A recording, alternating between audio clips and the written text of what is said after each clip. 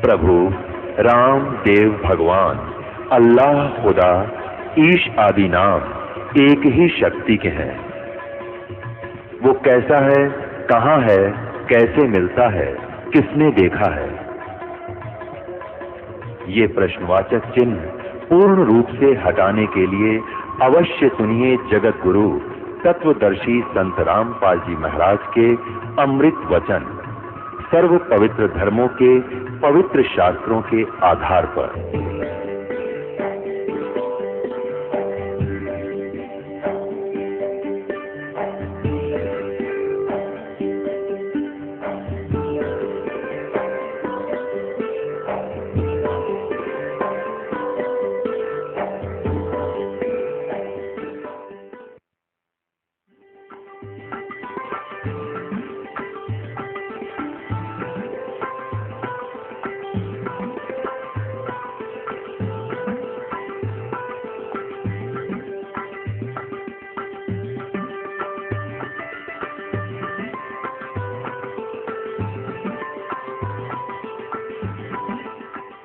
आदरणीय नानक साहिब जी की जीवनी से पता चलता है, जिसमें उनको बेई नदी के ऊपर परमात्मा स्वयं आकर मिले जिंदा बाबा के रूप में, और उनको वहां से अंतर ध्यान किया, शरीर को कहीं और रख दिया और उनको लेकर के सचखंड सतलोक चले गए।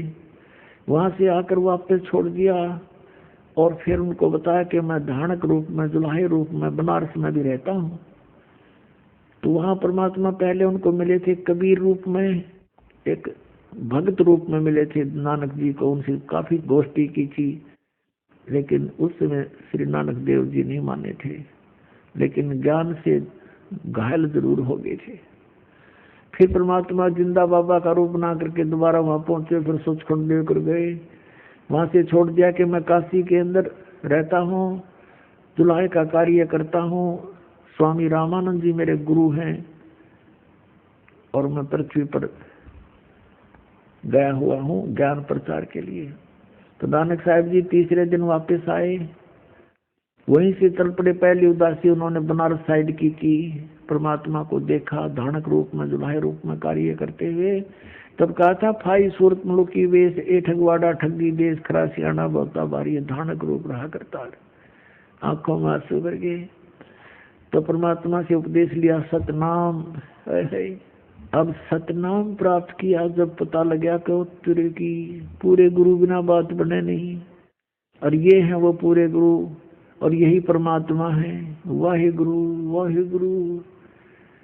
अपने आत्माओं, आप तो बालक हो, आपको लाल दे रखा है दास ने सतनाम का, आपको इतना ज्ञान नहीं इसका कि कितनी कीमती चीज है, लेकिन वो महापुरुष थे, वो परिचित थे लाल की कीमत से कि सतनाम बिना मोक्ष नहीं हो सकता, और मोक्ष बिना इस जीवन का के बाढ़ में जाएंगे, इसका कोई यूज नहीं, मिट्टी है ये तो इस मनुष्य जीवन की सफलता को होते हुए देख करके नानक साहिब जी पुण्यात्मा थे। अब उनके खुशी का ठिकाना नहीं रहा। वाहे गुरु वाहे गुरु वाहे गुरु, सतनाम सतनाम, वो तेरे की यू है सतनाम।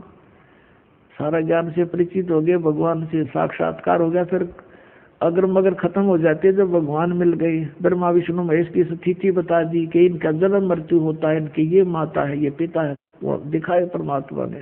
तब सचखंड में भगवान को देखा, फिर यहाँ देखा। वो तो एक अपने प्यारी आत्माओं के साथ पल पल रहते हैं, फिर जब एक बार उनसे संपर्क में आ जाते हैं, कहा था वाहे गुरु सतनाम, वाहे गुरु सतनाम, वाहे गुरु। अब परमात्मा ने उनको कसम दिला दी थी, प्रतिज्ञा दिला दी थी इन महापुरुषों को जिनको वो मिले थे, ये सतनाम दिया था कि कसम है तुमको, आप जाप करो लेकिन किसी को आगे मत बताना। ये मंत्र 2 अक्षर का है, जिसमें एक ओम मंत्र है और दूसरा तत्व है जो सांकेतिक। इनको कसम दिला दी थी, धर्मदास मेरी लाख दुआई, ये मूल ज्ञान की तो बाहर न जाई। ये मूल ज्ञान के अंदर ये सतनाम और सारनाम दोनों आते हैं और पूरा ज्ञान आता है जातम। फिर आखिर में ये कहा है कि धर्मदास मोरी लाख दुहाई, ये सार शब्द की दबार न जाई। परमात्मा कहते हैं कि सोहम शब्द हम जग में लाए, और सार शब्द हमने गुप्त छिपाए। सार शब्द का तो ये तक किसी को भनक भी नहीं लगने दी भगवान ने, लेकिन सतनाम का उन महापुरुषों के द्वारा प्रकाश अवश्य करा दिया था। लेकिन उनको मना कर दिया था कि अभी किसी को प्रदान मत करना। और पुण्यात्मा, जैसे वाहिगुरु जो किया नानक साहब ने, वो किसको देख कर किया? कबीर परमेश्वर को देख कर किया। उस परम अक्षर पुरुष सतपुरुष को देख करके जो वाहिगुरु के, ये तो भगवान भी और गुरु भी, और यहाँ दानक रूप में ये वही बैठा। तो जब उनकी वाहिगुरु जो कसक है वाहिगुरु, तो ये किसकी तरफ थी? परमात्मा परम अक्षर ब्रह्म यानी सतपुरुष की तरफ, सतपुरुष की तरफ थी। अब जैसे नानक साहब जी ने ये नाम किसी पूरे सिख समाज को नहीं दिया, ये महापुरुष थे, ये किसी की उसमें अपनी जो राग द्वेष में नहीं आए, राग में नहीं बहे कि इन बच्चों का क्या होगा अगर मैंने सतनाम नहीं दिया तो काल के मुंह में जाएंगे। नहीं, परमात्मा ने उनको कह दिया था कि तुम अभी तक इनको 5 नाम दो, प्रथम 5 नाम जो आपको देते हैं दास, और ये नाम मत देना भी। और जैसे धर्म पुण्य ये करते रहेंगे तो इन, और ये वाहिगुरु इसे मोक्ष नहीं हो सकता, जन्म मृत्यु बनी रहेगी, लेकिन इन सब क्रियाओं से मनुष्य शरीर मिलता रहेगा इनको। तो इस भक्ति को जीवित रखने के लिए इन महापुरुषों से प्रयत्न कराया। नानक साहब जी की जीवनी देखो, उसमें बाई बाले वाली जन्म साखी में कहाँ गए, सिद्धों की आंखें खोलने की चेष्टा की, लेकिन वो मान बढ़ाई के भूखे थे, वो फेल भी हो जाते थे नानक साहब जी के सामने भी तत्व ज्ञान के आगे, लेकिन हार स्वीकार नहीं करते थे। सब जगह चेष्टा की समझाने की, लेकिन ऑल इन वेन, व्यर्थ रही, क्योंकि हम शिक्षित नहीं थे। तो कहने का भाव ये है कि उठ महापुरुषों ने उन ऐसी क्रियाएं देंगे कि अभी तक हम उनको पढ़कर मनुष्य जीवन प्राप्त करते रहे, और हमें कुछ थोड़ा आध्यात्मिक जैसे यज्ञ का लाभ होता है वो भौतिक लाभ होता रहा, हमारी आस्था भगवान में बनी रही। अब वो पूरे सिख समाज में इवन जो नीचे के 10-9 गुरु थे उनको भी सतनाम प्राप्त नहीं था, और सतनाम बिना मोक्ष नहीं। तो क्या बताया कि वाहिगुरु इन मंत्रों के जाप करने से इन अपनी यानी अनुयायियों को इतना सहारा मिलता रहा कि वो मनुष्य जीवन प्राप्त करते रहे, और आस्था भगवान में बनी रही, क्योंकि भक्तों के घर में जन्म होते रहे, और एक परंपरा चल पड़ी, भगवान के भंडारे करवाते हैं, वाणी का पाठ करवाते रहे। तो इस करके ये अभी तक ये प्राइम टाइम है, यहाँ तक लाने थे परमात्मा ने, और ये सतनाम दे देंगे सबको। अब समय आ गया और सारे पार हो जाएंगे, इसमें क्या दिक्कत है।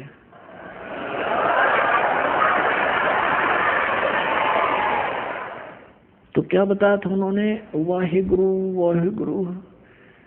अब एक उदाहरण, क्योंकि संतों के जो कोड वर्ड है पुण्यात्माओं, ये बालकों के समझ में नहीं आ सकते, इसलिए जैसे पवित्र गुरु ग्रंथ साहिब है, पवित्र गीता जी, पवित्र वेद, श्रीमद् भगवत गीता जी, इनमें पवित्र पुराण बाइबल, इनको समझने के लिए सतगुरु की आवश्यकता पड़ेगी। अब कोई इन्हीं तक सीमित रहे तो उससे बात बने नहीं, स्वयं निष्कर्ष जीव नहीं निकाल सकता। अपने सत्र पर जीव की 110 अध्यापक की आवश्यकता होती है सिलेबस को समझाने के लिए, तो स्टूडेंट नहीं समझ सकते उसको, वो तरीके समझाने के उस टीचर को ही पता होता है। सिलेबस वही होता है, बच्चे भी पढ़ते रहते हैं लेकिन वो नहीं समझ सकते। ऐसे ही स्वयं किसी भी सदग्रंथ का अध्ययन करते रहने से और बिना गुरु के जीवन व्यर्थ हो जाता है। अब जैसे वाहिगुरु का नाम दे गए वह, लेकिन सतनाम मना कर दिया, खबरदार। भाई बाले वाली जन्म साखी में एक अध्याय है समुद्र की साखी, तो उसमें नानक साहिब जी और बाला और मर्दाना दो उनके सेवक दो हरदम साथ रहते थे। उन्होंने प्रार्थना की, ए गुरुदेव हमें लंका दिखाओ। उनसे कहा कि आंखें बंद करो, आंखें बंद करके खोली तो समुद्र पर खड़े थे किनारे पर। श्री नानक देव जी ने कहा कि तुम मेरे पीछे पीछे वाहिगुरु वाहिगुरु करते हुए आ जाओ। आगे चल पड़े, जैसे पृथ्वी पर चलते ऐसे समुद्र पर चलने लगे। बाला और मर्दाना तो वाहेगुरु जप रहे हैं, और नानक साहिब जी 2 अक्षर का वो नाम जाप कर रहे हैं, सतनाम। लेकिन उनको विधि नहीं बताई, बोल के सुना दिया। अब बोल के सुनाने से उनको क्या हुआ कि मर्दाना ने सोचा, जब गुरुजी जो नाम जाप करे मैं भी वो क्यों ना करूं। वाहेगुरु छोड़कर वो सतनाम जाप करने लग गया 2 अक्षर का, और वो डूबने लग गया। तब नानक साहब जी ने कहा कि मर्दाना तू वो जाप कर, वाहेगुरु जो मैंने व्याख्या है, मेरी नकल मत कर। गुरु की नकल नहीं करनी चाहिए, गुरु जी की करने की तरफ नहीं देखा है, वचन पर डटना शिष्य का कर्तव्य होता है। अब फिर उसने वाहेगुरु शुरू किया तो वो फिर जल पर थल की तरह चलने लगा। अब ये झटका क्यों दिया नानक साहब जी ने?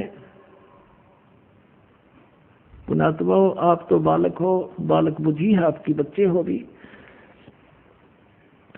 ये इसलिए झटका दिया था कि यदि इस सतनाम का भेद खुल गया 2 अक्षर के का, काल के दूत काल भेजेगा, क्योंकि वो ठीक का समय अभी दूर है। ये है वो ठीक का समय। 1951 से ये ठीक का समय शुरू हुआ है। सोच लो, दास का जन्म हुआ जब से।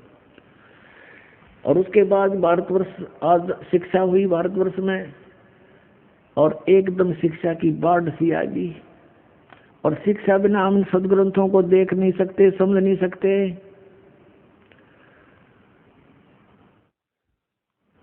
तो इसलिए उन्होंने मना किया था कि काल अपने पंथ बनाओगा, और उन पंथों के संतों के हाथ यदि ये सतनाम 2 अक्षर का लग गया तो ये भी वही नाम देंगे, और वो अधिकारी है नहीं इस नाम के देने के। तो बोली आत्मा ये समझेंगे कि नानक साहब जी जो नाम जाप करके पार हुए, हमारे गुरु जी भी वही तो दे रहे हैं, हम भी ठीक हैं। लेकिन पुण्यात्माओं, उन महापुरुषों को सख्त हिदायत थी परमात्मा की कि तुम जाप करो, कल्याण करवाओ, तुम अधिकारी हो। लेकिन अधिकारी तो ये और भी हैं, लेकिन इनको ज्ञान नहीं इस तरह का। और प्रत्येक ने ऊपर ले जाकर मैं छोड़ भी दूं तो सभी उस बात पर दृढ़ नहीं होते। जैसे हजरत मोहम्मद जी को भी परमात्मा लेकर गए थे, जैसे इन महापुरुषों को लेकर गए। मैं बार बार आपके समक्ष उनके नाम लेता हूँ, लेकिन हजरत मोहम्मद ने, क्योंकि यहाँ उनकी प्रभुता घनी हो चुकी थी, लाखों शेष बन गए थे, तो उन्होंने वो स्वीकार नहीं किया सतलोक में वाले ज्ञान को। तो परमात्मा ने उसको वापस छोड़ दिया था। और कहते हैं हम मोहम्मद को वहां ले गयो सतलोक में, और इच्छा रूपी वहां नहीं रहो। उल्ट मोहम्मद महल पठाया, गुज बीरद एक कलमा लाया, रोजा बंग नमाज दे रे, बिस्मिल की नहीं बात कही रे। अब जैसे तुम बिस्मिल करते हो, ये हजरत मोहम्मद का आदेश नहीं है। उन्होंने केवल रोजा, बंग और नमाज, ये 3 चीज दी थी आपको। बिस्मिल की नहीं बात कही रे। नबी मोहम्मद नमस्कार है राम रसूल कहाया, 1,80,000 को सौगंध जिन नहीं कर चलाया।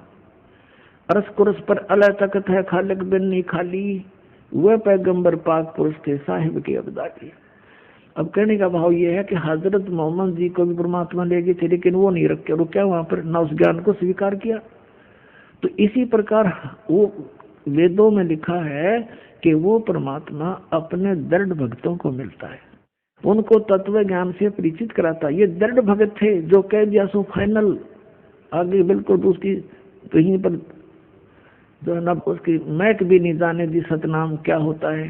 तो पुण्यात्माओं, अगर आज ये राधा स्वामी धन सतगुरु जय गुरुदेव, ये सच्चा सौदा सिरसा वाले और ठाकुर जी वाले यानी शिवदयाल जी के जो ब्रांच हैं, ये भी ये सतनाम का नाम देते, गुरु ग्रंथ साहब देखो पढ़ा करते, क्योंकि नहीं सिख धर्म से निकले हुए ये संत हैं, तो ये भी नाम देना शुरू कर देते। तो आज हम कैसे पहचानते इस काल के और दयाल के पंथ को? या दया करी दाता ने उन बच्चों को अपने को सावधान कर दिया कि खबरदार बिल्कुल नहीं बताओगे किसी को, और उन्होंने दृढ़ता से पालन किया। तो ये झटका देना जरूरी था, ये सार्वजनिक करना भी आवश्यक था कि मैं ये जाप किया करता। अब इसकी जहाँ जो ये लीला की नानक साहब जी ने, इसके हमें हानि भी हुई लेकिन लाभ घना हो गया। हानि क्या हुई कि जैसे नानक साहब जी ने अपनी अमृत वाणी में ये मंत्र लिखा था, तो उस मर्दाना वाली घटना से परिचित होकर आने वाले गुरुओं ने ये सख्त जो है ना बैरिगेट ला दिया कि इस 2 मंत्र के नाम का हमारे सिख अनुयायियों को ये कहीं पढ़ने को भी नहीं मिलना चाहिए, नहीं तो कहीं कोई इनका जाप कर लेगा तो गुरुदेव की आज्ञा की अवहेलना हो जाएगी और वही हानि हो जाएगी जैसे मर्दाना को होगी थी, डूबने लग गया था। तो अब उन्होंने इस दृष्टिकोण से गुरु ग्रंथ साहिब में वो वाणी कति निकाल दी। फिर परमात्मा ने दया करी कि मालूम था ये तो महापुरुष थे, नानक साहब जी को मालूम था कि यह गड़बड़ ऐसे भी होगी, तो उन्होंने फिर एक वाणी लिखी, प्राण संगली बनाई अलग से। उस प्राण संगली के अंदर नानक साहब जी ने पूरा भेद दे रखा है श्वास के सिमरण का। इस 2 अक्षर के मंत्र कति क्लियर लिखे थे उसमें भी, और उसके लिए प्राण संगली को लिखकर, अब प्राण संगली के अंदर एक भूमिका है, उसमें स्पष्ट लिखा उन महापुरुषों ने जिन्होंने प्राण संगली को छपवाया है कि ये प्राण संगली नानक साहब जी ने, सिंगल द्वीप का एक राजा था शिवनाभ नाम का, शिवनाभ, उसके वहां बैठकर रचना की थी, उसको सुनाई थी, उसने स्वीकार की थी और उसको कहा, नानक साहब जी ने कहा है कि ये प्राण संगली मेरी देह है, मेरा स्थूल शरीर है और ये संसार से पार होने का एक पुल है। ये संसार से पार होने का एक पुल है, इसने संभाल के रखना, इसको रखने का अधिकारी तू ही है, इस 3 लोक में दूसरा नहीं है। कहने का भाव उनका ये था कि ये मैंने जो अपना अनुभव इसमें लिख दिया तो ये समझो मैं ही हूँ और जैसा मेरा आदर करते हो ऐसा इसका आदर करना। और कहने का भाव ये नहीं था कि इसी को मत्था टेकते रहना, इसमें लिखा ऐसे करना नहीं। उसका उद्देश्य ये था कि इसको श्रद्धा से रखना, आम आदमी को मत देना कि अनादर कर देंगे, किसी के गलत के हाथ लग जाएगा। तो फिर उन्होंने ये भी लिखा है कि फिर मेरा कोई सिख आवेगा और इसको दे देना। तो क्या हुआ इतिहास में थोड़ा दिखा देता हूँ आपको। तो फिर क्या हुआ थोड़ा मौखिक बताता हूँ, फिर आसानी से समझ में आओगी। तो क्या हुआ, 5वें गुरु अर्जन देव जी हुए सिख समाज में। तो उन्होंने सोचा कि भाई सब महापुरुषों की वाणी इकट्ठी कर दूं और इसको एक आदरणीय ग्रंथ बनाकर इसके पठन पाठन के लिए इसका प्रचलन करना था। उसने प्रेरणा उन्हीं महापुरुषों की थी। तो उन्होंने सब वाणी इकट्ठी की, जिसके पास भी नानक साहब जी की वाणी थी। तो उनको पता चला कि ऐसे ऐसे एक शिवनाभ राजा के पास नानक साहब जी की बहुत अनमोल ग्रंथ रखा है। तो उसके पास भेजा, उसका पोता था उस समय, पौत्र। पहले उसने मना कर दिया कि मेरे पिताजी को गुरुजी ने मना कर रखा, किसी को देनी नहीं है। बड़ा संघर्ष किया कि नहीं देना पड़ेगा, हमारा ग्रंथ है, हमारे गुरुजी का ग्रंथ है, तुम क्यों नहीं दोगे। यानी आखिर में उसने देना पड़ा, उसने दे दिया वो ग्रंथ। गुरु अर्जन देव जी ने उसको पढ़ा, उसमें देखा कि इसमें तो बहुत कुछ लिखा है। उसमें कहाँ तक लिखा था, दोनों महापुरुषों की गोष्ठी हुई थी, परमेश्वर कबीर जी की और नानक जी की। उसमें स्पष्ट लिखा है, पहले तो प्रथम गोष्ठी में तो नानक साहब जी समझ नहीं पाए कि ये कबीर धानक ये परमात्मा होगा। तो परमेश्वर जिस भी महापुरुष से मिले हैं, जैसे धर्मदास जी से मिले थे, उसको कहा था, हे महात्मा जी मैं तो ज्ञान का भूखा हूँ, मुझे कहीं ज्ञान मिला नहीं, आप मुझे ज्ञान दो। तो धर्मदास ने कहा था कि ज्ञान का लाभ जब होता गुरु बनाओ। तो धर्मदास जी से कहा परमात्मा ने कि मैं गुरु बनाऊंगा, लेकिन मेरे शंका का समाधान तो कर दो, और आप मुझे चलो शिष्य बना लो। ऐसे ही सुना दो। तो धर्मदास जी ने कहा था कि मैं शेष नहीं बनाता, हमारे गुरुजी हैं उनसे नाम दिलाऊंगा मैं। तो ऐसे ही नानक जी को मिले थे बेई नदी पर, उनसे प्रश्नोत्तरी की थी। नानक साहिब जी ने भी यही कहा था कि गुरु बिन मोक्ष नहीं होता, आप गुरु बनाओ। परमात्मा ने कहा ठीक है, आपसे बड़ा कौन गुरु हो सकता है मेरा, मैं आपको गुरु बनाता हूँ, मुझे ज्ञान बताओ, मेरे प्रश्नों का उत्तर दो, समाधान करो। तो ये प्रश्नोत्तरी हुई थी। तो परमात्मा ने उनसे प्रश्न किया था, क्योंकि नानक साहिब जी का जन्म पवित्र हिंदू धर्म में हुआ था। कालूराम मेहता खत्री ये इनके पूज्य पिताजी थे। और नानक साहिब जी को एक ब्रजलाल नाम के पांडा पढ़ाने आया करता था, गीता पढ़ाता था ब्राह्मण। और श्री कृष्ण जी और विष्णु जी को, शंकर भगवान को ये अपना प्रिय इष्ट मानते थे, गीता जी को सही मानते थे। तो गीता जी के अंदर प्रमाण बताए पर नानक साहिब जी को कबीर साहब ने कि ऐसे ऐसे लिखा है। वो तो कहता मेरा जन्म मृत्यु होती है, वो सारी रेफरेंस दिए उसको। तो नानक साहिब जी उस समय नहीं माने थे, लेकिन घायल हो गए थे, जख्मी हो गए थे कि ज्ञान सच्चा है। और अब के जब वो संत आ जावे तो मैं बात करूं उनसे। दूसरी रूप में परमात्मा फिर जिंदा बाबा के रूप में गए थे और फिर उनको सचखंड लेकर आए थे, सचखंड वापस छोड़ा था। अब कहने का भाव ये है कि इस प्राण संगली के अंदर पूरा विवरण था कि नानक साहिब जी ने कबीर परमेश्वर जी को अपना गुरु स्वीकार किया हुआ था। पहले तो क्या देखा अर्जुन देव जी ने कि इसमें तो सारा वो क्लियर लिख रखा है कि कबीर जी इनके गुरु थे। फिर क्लियर लिख रखा है ये मंत्र 2 अक्षर का मंत्र जो बिल्कुल नानक साहब ने मना कर रखा है। तो उसको उन्होंने उस प्राण संगली को, जिसको नानक साहब जी कह रहे थे मेरा शरीर है, मुझे समझ लो, अगर किसी को नष्ट कर दिया तो मुझे नष्ट कर दिया तुमने। लेकिन उस आज्ञा को देखते हुए कि जो इंसिडेंट मर्दाना के साथ हुआ था कि उसने सतनाम के 2 अक्षर का नाम जाप कर दिया था, शुरू कर दिया था और वो डूब गया था। गुरुदेव ने मना कर दिया था कि तूने ये जाप नहीं करना। तो कहीं ये आज्ञा केवल ना हो जाए, इसमें तो सब कुछ लिखा, इसलिए उस ग्रंथ को, प्राण संगली को जल प्रवाह कर दिया एज इट इज। एक साधु था, एक भगत था, उसने प्रार्थना की महाराज इतना अनमोल ग्रंथ है तो मुझे दे दो, मैं अलग रख लूंगा, किसी को नहीं बताऊंगा। तब उस प्रार्थना को स्वीकार करके कह जा ले जा, निकाल ले जा इसको। तो वो निकाल लिया। देख दया दाता की काल ने कहाँ तक आड़ कर दी थी, कहाँ तक बात बिगाड़ दी थी।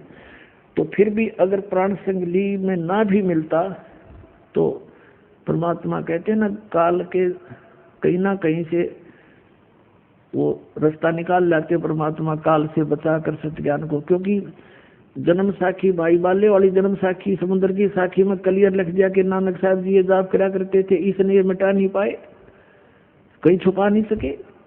तो आज आपको समझने के लिए सफिशिएंट है कि कौन है वो 2 अक्षर का मंत्र और किस उद्देश्य से मना किया था नानक साहब जी ने। और फिर साथ में ये भी कहा कि ये मंत्र है जाप करने के और कोई मंत्र नहीं है, और ये पूरे गुरु से लेकर जाप करना। यानी उस समय इनको छुपाना जरूरी था। अब वर्तमान में ये दास भेज दिया उन महापुरुषों ने, परमात्मा ने भेज दिया कि अब इस नाम को दो और सबका कल्याण हो जाएगा। सभी यहाँ आ रहे हैं बार बार जन्म लेकर के।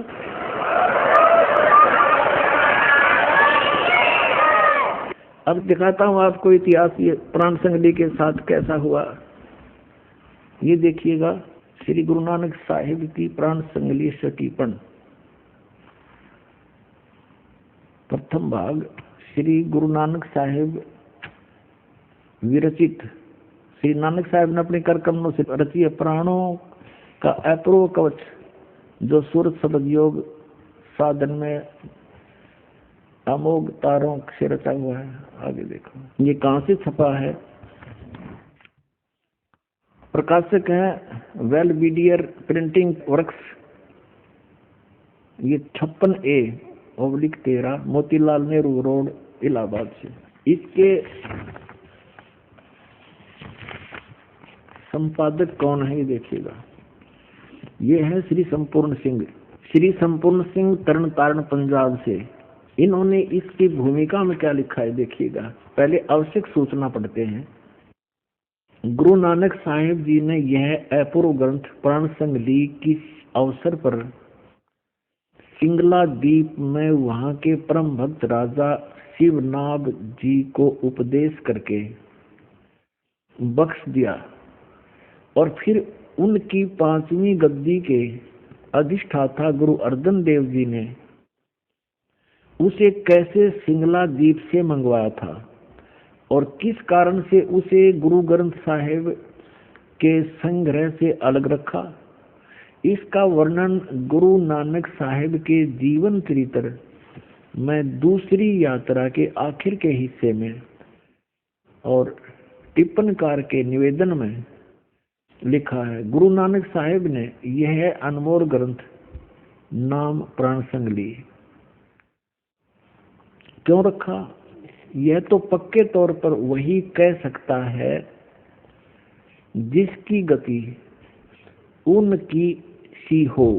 ओए होए होए, कहते ये क्यों नहीं गुरु ग्रंथ साहिब में प्राण संग ली को जोड़ा? इसके विषय में तो वो ही बता सकता है जिसकी गति उनकी सी हो, यानी नानक साहिब जैसे महापुरुष होंगे वही बता सकेंगे कि किस कारण से प्राण संग ली को गुरु ग्रंथ साहिब मना लिया। तो भी कुछ लखावा उसका उनके उस वचन से होता है जो कि निज मुख से उन्होंने राजा शिवनाभ से कहा, ई ग्रंथ मेरी देह है, मेरा स्थूल रूप है, प्राणों मेरिया का संग्रह कहे कवच है, जगत समुद्र का ई पुल है, जगत से पार करने का इसके अंदर जो मार्ग लिखा है वो समझो पुल है। ई प्राण संगली में तैनू बख्शी है, ये ई अजर वस्तु है, सोते ही जरी है, यानी तू इसके योग्य है, तूने विश्वास किया इसके ऊपर। ई प्राण संगली अमृत प्रवाह है और तेरे ही मुख विखे प्रवेश हुई है, होर 3 लोकां विच इस वस्तु ਨੂੰ संभालता कोई नहीं, ताते प्राणों विखे प्राण संगली रखनी। इस वचन से स्पष्ट होता है कि यह ग्रंथ प्राणों का संग्रह रूप है। ये टिप्पणी करने वाला जो विवेचन करता है वो अपनी सोच बता रहा है। संभव है कि इसको गुरु ग्रंथ साहिब की जिल्द में शामिल न करने की वजह यही हो कि गुरु अर्जन देव जी ने समय अनुसार इसे हरेक छोटे बड़े की दृष्टि में लाना उचित न समझा। अब बहुत कुछ तो ये क्लियर इसने कर दिया इस टिप्पणी करने वाले ने कि हो सकता है इस प्राण संगली को गुरु ग्रंथ साहिब में श्री अर्जुन देव जी ने इसलिए नहीं रखा होगा कि ये नहीं चाहते होंगे कि ये किसी छोटे बड़े की नजर में आवे, इसमें लिखा हुआ वर्णन नहीं। तो फिर इसमें ये भी लिखा है कि ये तो वही बता सकता है कि क्यों नहीं शामिल की गई जो उन्हीं जैसी गति का होगा, उन कैसा ही होगा। तो पुण्यात्मा इसका ये अभिमान ना करना, परमात्मा की दया है आपके ऊपर, इस दास को इस योग्य बनाया कि इन सदग्रंथों को दास समझ रहा अच्छी तरह। इसका यही कारण था कि इसके अंदर ये 2 अक्षर का मंत्र लिखा हुआ था और बहुत अच्छी तरह इसके अंदर इसके सिमरण की विधि भी बता रखी थी। अन्य जो शेष गुरुओं ने, गद्दी नसीनों ने ये समझा कि यदि इस प्राण संगली को as it is Guru Granth Sahib में रख लिया तो सब पढ़ लेंगे, सब जान जाएंगे, जाप करा करेंगे तो गुरुदेव की आज्ञा का उल्लंघन हो जाएगा। फिर आगे दिखाते हैं निवेदन में, कमाल कर दिया। ये है निवेदन इसी की। अभी आपने आवश्यक वो पढ़ा था सूचना, अब ये है निवेदन। श्री गुरु नानक साहिब के 5म स्थान पर श्री गुरु अर्जन देव जी हुए हैं, जिन्होंने गुरबाणी की बीड़ बांधते समय भाई पैड़ा नामी एक शिष्य को सिंगला द्वीप भेजकर शिवनाभ के पौत्र के पास से ये ग्रंथ मंगवाया था, जिसे किसी कारण विशेष से श्री गुरु ग्रंथ साहिब की बीड़ में रखना उचित न समझकर सर्वथा ही जल प्रवाहित कर दिया था। यानी कति सारा का सारा जल प्रवाह कर दिया था। अब देखो पुण्यात्माओं, जो कि एक परम प्रेमी साधु की अत्यंत प्रार्थना से गर्वीभूत हुए गुरु साहिब के वचन अनुसार जल से निकलवाया और जैसे का तैसा उसे ही बख्शीश कर दिया गया था, जिसका प्रसंग गुरु प्रताप सूरज प्रकाश नामक प्रमाणिक इतिहास के तृतीय राशिगत 32वें अंशों में लिखा है। यानी ऊपर जो लिखा है उसका प्रमाण बताया है कि इस इतिहास में लिखा है, ये गुरु प्रताप सूरज प्रकाश नामक कोई प्रमाणिक इतिहास उसमें लिखा है, ये ऊपर का हिस्सा। अपनात्मा इसमें क्या था, वो 2 अक्षर का भेद था इसमें, और एक इसमें फिर भी थोड़ा सा हिंट रह गया एक स्थान पर ओनली, पूरी इस प्राण संगति में एक स्थान पर, और वो इन समझ में ना आई जिन्होंने इसमें रख लिया, बाकी इसमें से निकाल दिए गए क्योंकि ये पूर्ण नहीं है प्राण संगति। इसमें टिप्पणीकार ने लिखा है कि एक जगह तो इसके 80 अध्याय लिए हैं, दूसरी जगह इसके 113 अध्याय लिए गए हैं, फिर ये भी संकेत बताया गया कि इसमें 160 अध्याय थे, और अब तक ये केवल 113 ही प्रकाश में है, तो बाकी कहाँ गए, तो वो नहीं लिए गए। इसमें क्या लिया गया वो थोड़ा बताता हूँ, वो भी इनको समझ में आयु के अक्षर है।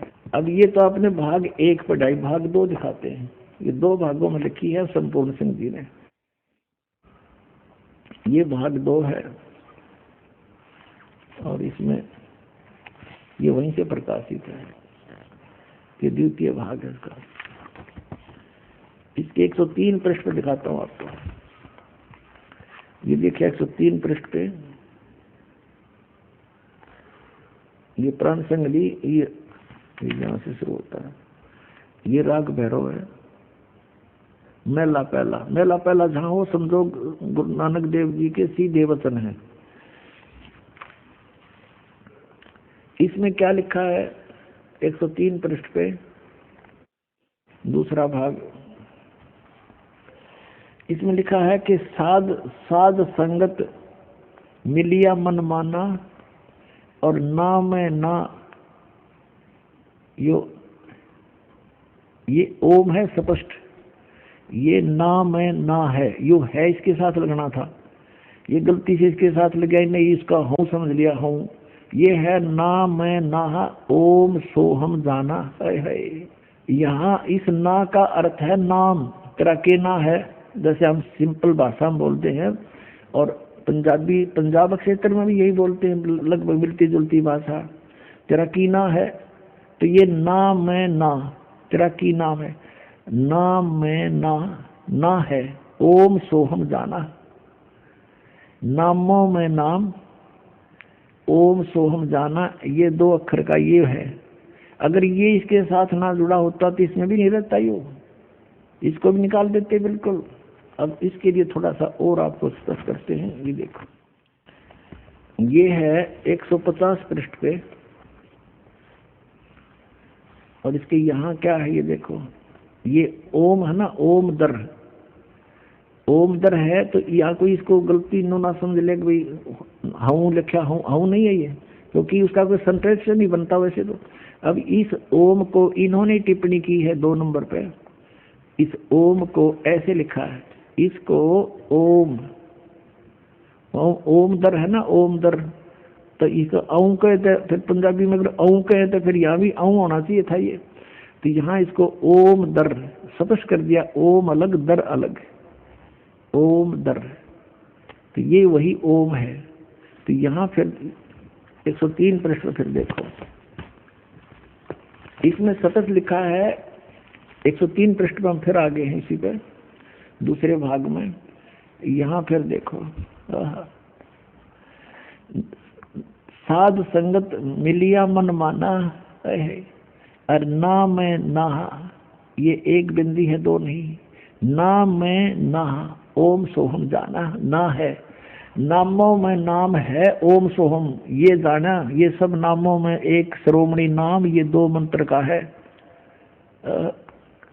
और इसे क्या बताते हैं, सगल भवनमय एक का ज्योति, सतगुरु पाया सैद सरोत, और नानक कलबिस काटता ही सहज मिले अमृत सिंचाई, कि इस 2 मंत्र के नाम ते ये कलबिस माने पाप कटते हैं। अपने आत्माओं, जैसे अभी तक ये सदग्रंथ पवित्र 4 वेद, पवित्र श्रीमद् भगवत गीता, पवित्र 18 पुराण और पवित्र गुरु ग्रंथ साहिब, पवित्र बाइबल, पवित्र कुरान शरीफ, इसको बड़ी चाव से, बड़ी श्रद्धा से सभी अपने धर्म के लोग पढ़ा करते थे, लेकिन समझा कोई नहीं। जिन महापुरुषों ने लिखा, अब उनके लेख को, टीचर के लिखे हुए लेख को टीचर ही बता सकता है, विद्यार्थी नहीं जान सकते थे। इसने सिर पर धर कर घूमते रहो। अपने आत्माओं, जैसे गुरु ग्रंथ साहिब को इन महापुरुषों ने, तो 10वें गुरु जी थे, उन्होंने ये कह दिया कि भाई आगे गुरु नहीं होना चाहिए और तुम इस गुरु ग्रंथ साहिब को ही शिरोधार्य मानो। ये महापुरुषों के लिखे हुए विचार उनकी देह है, उनका शरीर है, इसका आदर करो। तो पुण्यात्मा, उन्होंने ये नहीं कहा था कि इसमें लिखे हुए के अनुसार ना करना, उन्होंने ये अवश्य कहा था कि ये शिरोधार्य हो, इसमें अनमोल वचन है। अब कोई यही तक सीमित हो जाए कि हमने तो बस गुरु ग्रंथ साहिब को मान लिया, इसको पढ़ते रहेंगे, ये हमारा गुरु है। इसके अंदर तो पुण्यात्मा वो धन दादगे, वो महापुरुष जिसको आप समझ नहीं पा रहे, उसके लिए भेदी की आवश्यकता पड़ेगी। और गुरु नानक साहिब जी बार बार कहते हैं कि गुरु बिन परमात्मा की जो साधना भी करते हैं वो व्यर्थ है उनकी। सतगुरु वक्त गुरु हो, उसकी सेवा करे, उससे ज्ञान ग्रहण करे, तब मोक्ष होगा। ऐसे ही पवित्र गीता, पवित्र पुराण, पवित्र 4 वेद, ये 5500 वर्ष हो गए लगभग लिखे हुए, और आज तक इनको कोई समझ नहीं सका इस दास के अतिरिक्त। ये खजाना दबा था, इसके अंदर लिखा कुछ, कर कुछ रहे थे। तो इस दास के ऊपर कृपा की परमात्मा ने, जो आपके समक्ष उस गूढ़ रहस्य को रूबरू करा। अब ये जो सदग्रंथ हैं, अगर इनमें गुरु भेदी नहीं ढूंढा तो ये धन दबा दबा रह जाएगा, यूजलेस आपके लिए। एक समय एक सेठ था, उसने अपना सारा धन अपनी बही में पैड पे लिख दिया, डायरी में, कोड वर्डों में। और बच्चों को पता था कि हमारे पूर्वज ऐसे ही करते आते हैं। उस सेठ की अचानक मृत्यु होगी। अब उस लाला जी ने, उस धनी ने अपने आंगन में एक बेड़े में वो बना रखा था मंदिर, मकान के साथ ही। तो उसने बही में लिख रखा था कि चांदनी 14, यानी चांदनी 14, शुक्ल पक्ष की 14 को रात्रि के 12 बजे मंदिर के गुंबद में इतना इतना इतना इतना धन, इतना सोना, इतनी चांदी, इतने रुपये चांदी के रखे हैं। और पिताजी की अंतोष्टि करने के उपरांत उन्होंने अपने वो संभाली डायरी, पिताजी के लिखे हुए लेख, उसमें पढ़ा के मंदिर के गुंबद में बहुत सारा धन दाब रखा है। उन्होंने रात्रि में मंदिर फोड़ दिया, गुंबद ढा दिया, उसमें कुछ नहीं पाया। बड़े दुखी हुए कि पिताजी ने तो बहुत हमें भ्रमित कर दिया, दावा कहीं और है, लिख दिया मंदिर में, गुंबद में तो पाया नहीं। बड़े चिंतित हुए। एक दूसरा सेठ उनका शोक व्यक्त करने आया वहां पर, वो जानकार था इन कोड वर्डों का। उन्होंने कहा कि अंकल, हमारे पिताजी ने तो हमारे साथ धोखा कर दिया, जहां धन दबा रखा था वो धन हमें वहां पर मिला नहीं, हम तो लुट गए, पिट गए, धन बहुत घना था। तब उस सेठ ने कहा, जो जानकार था, कि दिखाओ बेटा, मुझे दिखाओ, वो डायरी दिखाओ तुम्हारे पिता की लिखी हुई। उन्होंने वो पैड, वो डायरी उनको दे दी। उसने देखा कि रात्रि के 12 बजे और चांदनी 14 और गुम्बद में धन। वो समझ गया, कहा बेटा इस गुम्बद को फिर बनवाओ। मंदिर का गुम्बद एचडी 4 करवाया, चांदनी 14 आई। और उस दिन आकर के उसने उस स्थान पर निशान लगाया जहां चंद्रमा की रोशनी में गुम्बद की छाया थी।